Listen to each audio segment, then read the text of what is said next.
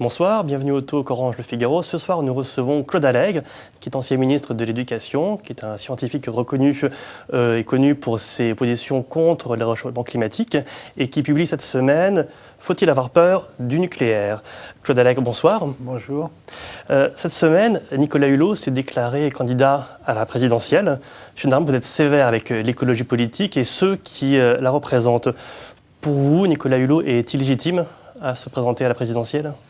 Mais pour moi, c'est un non-événement. Je veux dire, se présenter à la présidentielle sans qu'on ait occupé les moindres postes de responsabilité, c'est complètement farfelu. Mais voilà. Il n'y a pas un enjeu malgré tout sur l'écologie, un débat à avoir ? Mais le seul écologiste qui a une légitimité pour se présenter à l'élection présidentielle, c'est Dominique Voynet, qui a eu des responsabilités, qui est maire de Montreuil, qui est sénatrice. Elle a déjà essayé, ça n'a pas donné grand-chose. Non, mais elle est légitime pour se présenter. Ou bien Daniel Cohn-Bendit, mais les autres, ils n'ont aucune légitimité. On ne se présente pas à la présidence de la République lorsqu'on n'a aucune expérience politique. C'est quand même une préoccupation des Français, l'environnement, l'écologie. Mais non, c'est pas une préoccupation. Vous verrez combien ils feront. On ne se présente pas à une élection pour faire 2-3%. C'est ridicule. Mais pour vous, c'est pas d'impact, ça n'a pas de suite. Pour moi, c'est un non-événement qui montre que le personnage a un ego surdimensionné. Voilà.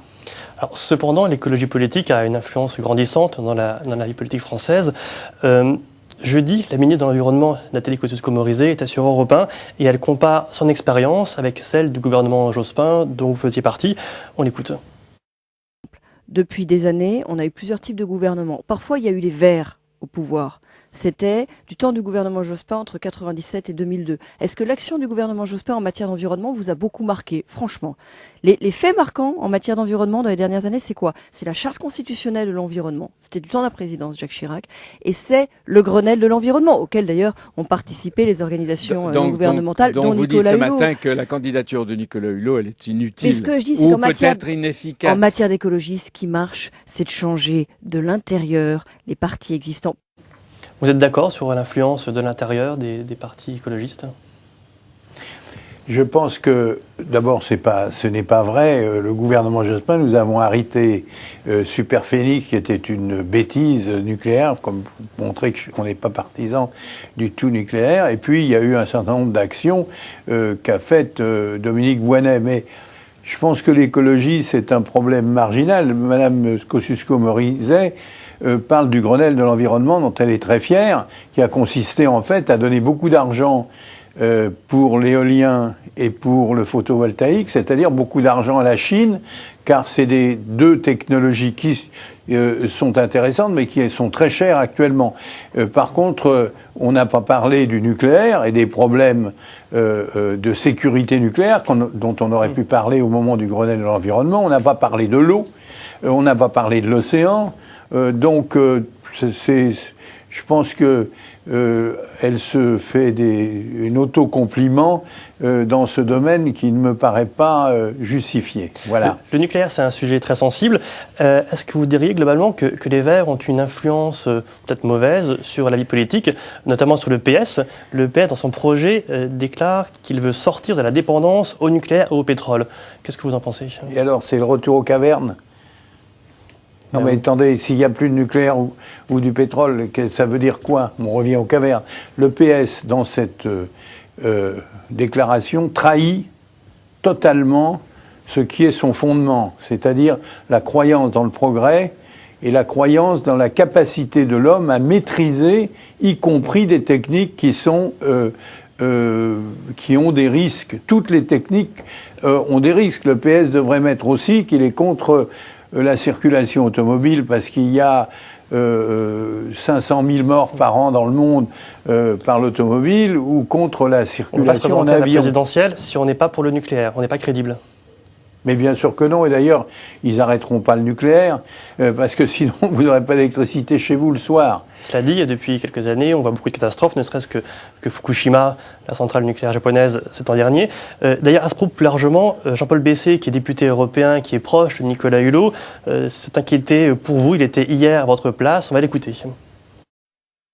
J'aimerais pouvoir imaginer ou espérer qu'un jour, le choc des réalités, la suite des catastrophes et des crises puisse vous inciter à abandonner vos préjugés. Puis-je, monsieur Allègre, espérer cela? Vous changez d'avis ou jamais? Mais j'ai pas de préjugés, je suis pas du tout pour le nucléaire bêtement, je suis pour qu'on contrôle les choses, je suis pour... Le nucléaire, c'est actuellement le moyen de fournir de l'énergie de manière la plus pacifique. Moi, j'aurais voulu que les Verts, au lieu de saisir l'accident de Fukushima pour parler d'un autre sujet qui était le nucléaire en France, qui n'a rien à voir avec le Japon, fasse preuve d'un peu plus de compassion pour les Japonais, dans lesquels il y a eu 30 000 morts dû à un tsunami provoqué par un tremblement de terre. C'est ça la réalité. La centrale de Fukushima, c'est un phénomène secondaire par rapport à celui-là. Secondaire Oui, secondaire. Je vous le dis secondaire tout de suite, parce que vous avez eu 30 000 morts d'un côté et combien de morts de l'autre côté? Zéro. Mais une pollution pour des décennies, des combien siècles. de morts de ce côté? Mais une pollution sur le territoire de Fukushima. Mais non, pollution autour et qui se résorbera parce que les produits radioactifs décroîtront. C'est un accident nucléaire. Ce n'est pas une catastrophe. Le tsunami est une catastrophe et il est extrêmement important de peser les choses à égalité. Par ailleurs, ça n'a rien à voir avec la France. Les centrales nucléaires japonaises n'ont rien à voir avec les centrales françaises. Au Japon, c'est une société privée. En France, c'est l'État. Ça n'a rien à voir. Néanmoins, ça interpelle beaucoup les personnes et les Français. D'ailleurs, sur Internet, un internaute, Guéribé, vous interroge. Je vous lis la question qu'il vous pose. Il dit vous avez prétendu, il n'y a pas si longtemps, que le nucléaire était une énergie sûre et non polluante. Seriez-vous prêt à aller au Japon expliquer vos brillantes thèses? Vous pourriez aller à Tokyo, à Fukushima, dire ça? Une question, voilà typiquement une question qui est un amalgame absurde. La France n'a rien à voir avec le Japon. Si j'étais japonais, je serais contre le nucléaire. Mais comment vous pouvez être sûr qu'en France, il n'y a pas de souci? Mais parce que je suis géophysicien, je sais bien qu'il n'y aura pas de tremblement de terre de magnitude 9 en France. Vous ne croyez pas qu'il puisse y avoir des soucis sur les centrales nucléaires françaises? Ça n'a rien à voir avec le Japon. La question de poser au Japon, elle n'a rien à voir avec la situation française. Il y a cette transparence en France sur les centrales? Pardon?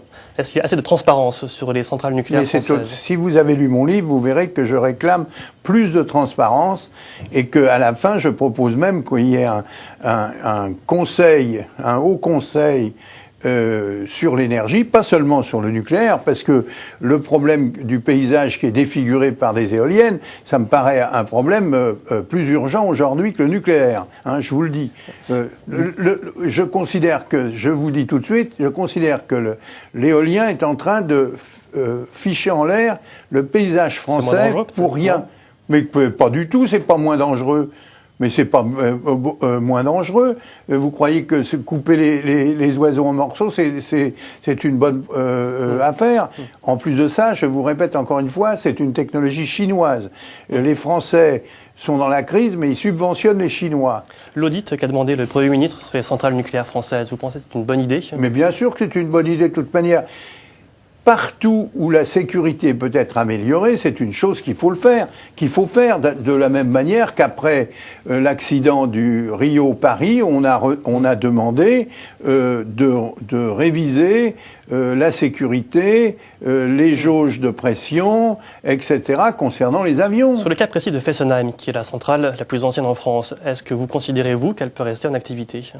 Je ne sais pas comment, et là aussi il ne faut pas se laisser prendre par les mots. Quand vous dites la plus vieille en France, elle n'a rien à voir avec la centrale qui a été construite dans les années 70. On a changé des tas de choses dedans. Je suis incapable de vous dire quel est l'état de la centrale de Fessenheim. Donc, mais quant aux gens de... Mais non, c'est pas... C'est comme si vous disiez Notre-Dame, elle est dans l'état où elle a été construite en 1162. Elle n'a rien à voir, Notre-Dame. On a changé les choses. Donc, je ne sais pas quel est l'état de la centrale de Fessenheim.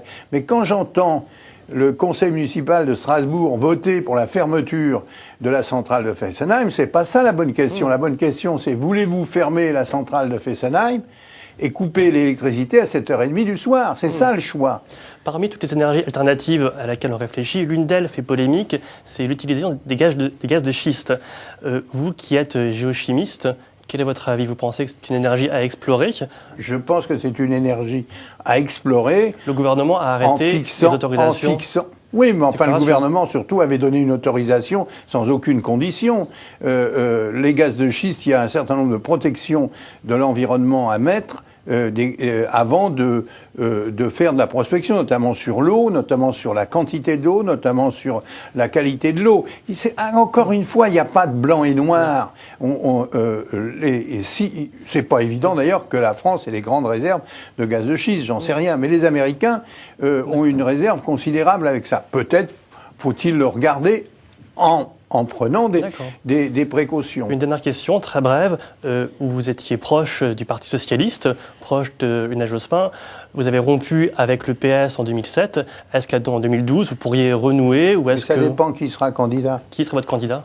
Non, je vous dirais, ça dépend si c'est candidat. Vous pourriez voter Sarkozy? Je suis un très... Non, d'abord, premièrement, je ne dis jamais pour qui je vote. Et donc, je considère que c'est contraire au secret du vote. Donc, je vous dirai jamais pour qui je vote. Mais il est certain que si c'était Dominique Strauss-Kahn le candidat, je suis très proche de lui depuis longtemps, nous sommes très proches, je vois pas comment je l'aiderais pas d'une manière ou d'une autre. C'est clair. Mais c'est tout. Je n'ai pas de sympathie pour le programme actuel du Parti socialiste qui n'a pas de souffle et qui me paraît totalement irréaliste. Par exemple, de raconter qu'on veut faire un emprunt européen alors que c'est une idée qui traîne depuis 15 ans. Très bien. Claude Allègre, merci.